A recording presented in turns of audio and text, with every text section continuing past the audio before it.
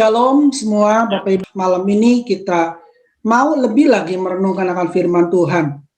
Bapak Ibu, ada satu lagu yang seperti ini. Semua baik, apa yang telah kau perbuat di dalam hidupku. Semua baik, sungguh teramat baik, kau jadikan hidupku berarti. Saya percaya lagu ini lagu yang mungkin sudah sering kita nyanyikan. Tapi mungkin dalam kita menyanyikan lagu ini, kita juga sering bertanya dalam hati kita. Kalau tadi dikatakan semua baik, semua baik, semua baik. Pertanyaannya, kebaikan apa? Di mana letak baiknya? Mungkin ada pertanyaan itu yang timbul dalam hati Bapak, Ibu, Saudara semua. Nah, apakah salah bertanya seperti itu? Tidak.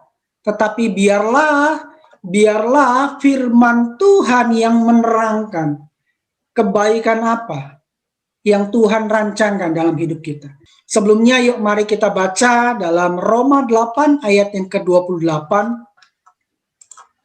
Roma 8 ayat yang ke-28, di situ berkata, kita tahu sekarang bahwa Allah turut bekerja dalam segala sesuatu untuk mendatangkan kebaikan bagi mereka yang mengasihi Dia, yaitu bagi mereka yang terpanggil sesuai dengan rencana Allah. Sekali lagi saya bacakan, kita tahu sekarang bahwa Allah turut bekerja dalam segala sesuatu untuk mendatangkan kebaikan bagi mereka yang mengasihi Dia, yaitu bagi mereka yang terpanggil sesuai dengan rencana Allah. Bapak Ibu, malam ini kita fokus pada dua kata kunci dari ayat ini. Apa kata kuncinya? Yang pertama, di situ kalimatnya berbunyi Allah turut bekerja dalam segala sesuatu. Ternyata Allah itu bekerja baik dalam keadaan kondisi kita baik maupun kondisi kita tidak baik. Tuhan dapat bekerja. Itu dulu yang kita pegang. Ya, mungkin kita bilang, oh kalau keadaannya baik, bisa saja Tuhan bekerja, memberkati kita. Tetapi saat kita tidak dalam kondisi baik, sepertinya Tuhan tidak bisa memberkati kita. Ayat ini dengan jelas berkata, Allah turut bekerja dalam segala sesuatu. Ya kan, segala sesuatu itu artinya keadaan yang baik maupun keadaan yang tidak baik. Nah, renungkan ini Bapak Ibu. Seringkali cara Allah bekerja itu tidak terlihat oleh kita. Sometimes God does the best help behind the scene. Kadangkala seringkali Tuhan melakukan pertolongan yang terbaik buat kita itu di belakang layar. Artinya nggak ada yang kelihatan, sepertinya semua underground. Sepertinya kayaknya Tuhan nggak melakukan apa-apa ya untuk menolong saya. Saya sudah terpuruk nyungsep istilahnya. Ya, tapi mana kayaknya Tuhan menolong saya? Mana Tuhan, mana? Jika saat seperti itu kita alami, sadari bahwa sebenarnya Tuhan sedang menolong kita dari belakang layar. Amin Bapak Ibu. Kebenaran inilah yang harus kita pegang. Nah, kata segala sesuatu dalam ayat ini, ya dalam Roma 8 ayat 28 ini, itu bukan hanya bersifat kuantitatif, tetapi juga bersifat kualitatif. Apa bedanya, Pastor? Ya, kalau kuantitatif itu bicara tentang jumlah, Tuhan bisa bekerja pada hal A, B, C, D, dan E, dan seterusnya. Tetapi kalau kualitatif itu berbicara kualitas dari pertolongan Tuhan. 10%, 20%, 30%, 100% itu bicara kualitatif. Nah, kata segala sesuatu dalam ayat ini, Tuhan itu bukan hanya bekerja di tataran kuantitatif saja, tetapi Tuhan juga bekerja di tataran kualitatif. Dari mana buktinya? Dari mana kita tahu? Yuk kita baca sekali lagi Roma 8 ayat 28 dari versi bahasa Inggris. Ya, The Message berkata demikian, saya bacakan. That's why we can be so sure that every detail in our lives of love for God is work into something good. Dengan jelas dikatakan di situ that every detail. Jadi setiap hal yang detail, ya, hal yang rinci sekalipun. Terjemahannya kurang lebih seperti ini. Itu sebabnya kita bisa begitu yakin bahwa setiap detail dalam hidup kita yang penuh kasih kepada Tuhan berhasil menjadi sesuatu yang baik. Tuhan bekerja bukan hanya dalam tataran kuantitatif, tapi juga kualitatif. Kata kunci yang pertama. Kata kunci yang kedua apa? Kata kunci yang kedua adalah mendatangkan kebaikan.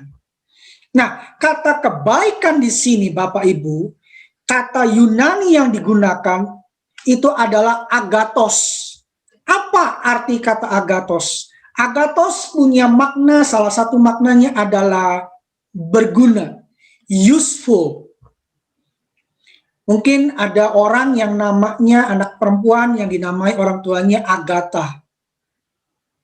Ya, apa sih artinya Agatha atau agathos? Berguna. Maksudnya adalah orang tuanya berdoa, mendoakan agar anaknya ini menjadi seseorang yang berguna. Berguna bukan hanya bagi dirinya, tapi bagi keluarganya, bagi orang tuanya, bagi Tuhannya, juga bagi sesamanya. Renungkan ini Bapak Ibu. Kalau Tuhan bekerja dalam segala sesuatu, itu goalnya adalah agathos. Goalnya adalah hal itu berguna bagi kita.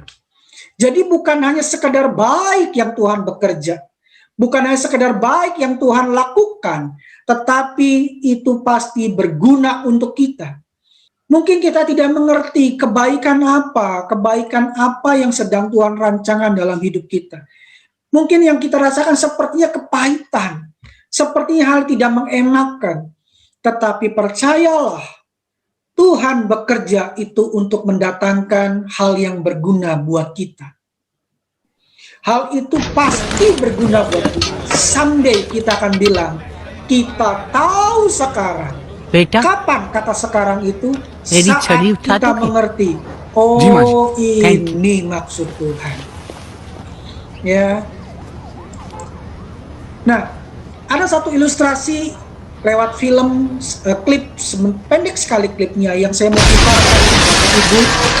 Mari kita renungkan lewat klip yang singkat ini. Bapak Ibu, tadi kita udah sama-sama lihat ya, satu klip yang sederhana tetapi itu cukup menerangkan buat kita. Ketika si nenek itu minta tolong anak muda ini, tolong dong ambilin tongkat saya yang jatuh gitu kan. Anak muda cuma bilang, ya boleh. Tetapi tidak bergerak apa-apa anak muda ini. Saya percaya kita semua bisa menebak isi hati si nenek tersebut dari raut mukanya kan. Si nenek itu dia ngerasa, mungkin bahasa Jermannya pikasebelun, ya, mungkin di sini bahasa ada Jerman. Yang bisa bahasa Sunda mungkin, ya, pikasebelun, rasanya aduh nih anak muda cuma bilang iya tapi nggak gerak-gerak juga kakinya kan. Lalu si nenek itu mulai melangkah dan sekian langkah nenek itu melangkah, kita sama-sama tahu jatuh sebuah piano, ya kan? Nah, kadangkala Tuhan izinkan peristiwa-peristiwa seperti itu terjadi dalam hidup kita.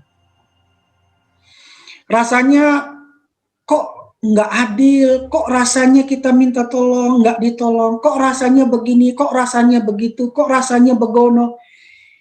Mari sadari Bapak Ibu, Tuhan bukannya tidak sayang sama kita, tetapi Tuhan merancangkan sesuatu hal yang berguna buat kita. Bukan hanya baik buat kita, tetapi berguna buat kita.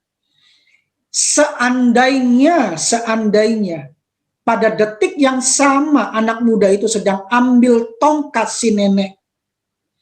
Si nenek tetap duduk di tempat dia duduk. Kira-kira apa yang akan terjadi?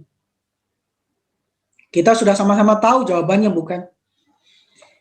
Nah, sekarang pertanyaannya begini. Kenapa sih Tuhan itu bisa bekerja untuk kebaikan atau agatos kita? Yeremia 29 ayat yang ke-11 dengan jelas sekali berkata, sebab aku ini mengetahui rancangan-rancangan apa yang ada padaku mengenai kamu. Demikianlah firman Tuhan, yaitu rancangan damai sejahtera dan bukan rancangan kecelakaan untuk memberikan kepadamu hari depan yang penuh harapan. Kalau kita mengupas lebih lanjut Bapak Ibu, kata mengetahui dalam ayat ini, kata Ibraninya itu menggunakan kata yada. Apa maknanya? Kata yada ini punya makna salah satunya adalah mengenali. Apa artinya? Artinya Tuhan itu tahu rancangan yang pas buat kita. Artinya semua serba pas. Nah, Tuhan itu tahu kadar yang pas buat kita. Ketika dia merancangkan sesuatu, itu yang sudah pas buat kita. Jadi Bapak Ibu, mari kalau kita sadari bahwa Tuhan itu bekerja sesuatu yang kadarnya pas buat kita, maka biarkan dia bekerja. Sekalipun itu tidak terlihat oleh kita, behind the scene, biarkan saja, let it be, biarkan Tuhan bekerja. Jangan kita bahasa Jermannya ngerecokin. Kita bilang, Tuhan jangan begini, Tuhan jangan begono, Tuhan harus begini, Tuhan harus begitu. Ya kan? Jangan, tapi biarkanlah, let it be, biarkan Tuhan bekerja. Pada caranya, pada waktunya, dengan bagaimana Tuhan bekerja. Let it be. Kenapa? Karena itu semua untuk kebaikan kita, untuk agatos kita. Sekalipun kita tidak bisa melihat cara dia bekerja. Ya, sekalipun dia behind the scene. Sekalipun dia behind the scene. Pertanyaannya sekarang buat kita. Kita masih tidak bisa mempercayakan hidup kita kepada Tuhan? Atau kita mulai belajar berani mempercayakan hidup kita kepada Tuhan karena dia mengenali apa yang pas buat kita. Hal yang kedua, kesimpulan yang kedua Bapak Ibu, izinkan dia bekerja dengan caranya, dengan waktunya, sekalipun itu behind the scene adanya. Ya, sekalipun mata kita nggak bisa melihat cara Tuhan bekerja, cara Tuhan menjawab doa pergumulan kita, cara Tuhan menolong kita, cara Tuhan membela kita. Mungkin kita nggak bisa melihat, tetapi tetap percaya pasti itu untuk agatos buat kita. Amin Bapak Ibu, mari kita satukan hati, kita tutup dalam doa. Bapak, kami mengucap syukur Tuhan untuk firman-Mu yang singkat ini. Biarlah ini boleh mengajar, mengingatkan kami. Sekalipun mata kami tidak bisa melihat apa yang sedang Engkau kerjakan dalam hidup kami. Sekalipun kami tidak bisa melihat apa yang Engkau rancangkan dalam hidup kami. Sekalipun mata kami baru bisa melihat, kok kayaknya gelap di depan kami. Tetapi kami dengan iman percaya, Engkau tetap bekerja behind the scene untuk menolong kami, untuk melakukan sesuatu yang berguna, sesuatu yang baik untuk kami. Terima kasih Bapak, terima kasih. Meteraikan firman-Mu di dalam hati kami Roh Kudus, dan menjadi kekuatan untuk kami menjalani hari-hari ke depan kami. Terima kasih Bapak, terima kasih. Dalam nama Tuhan Yesus. Amin, amin, amin.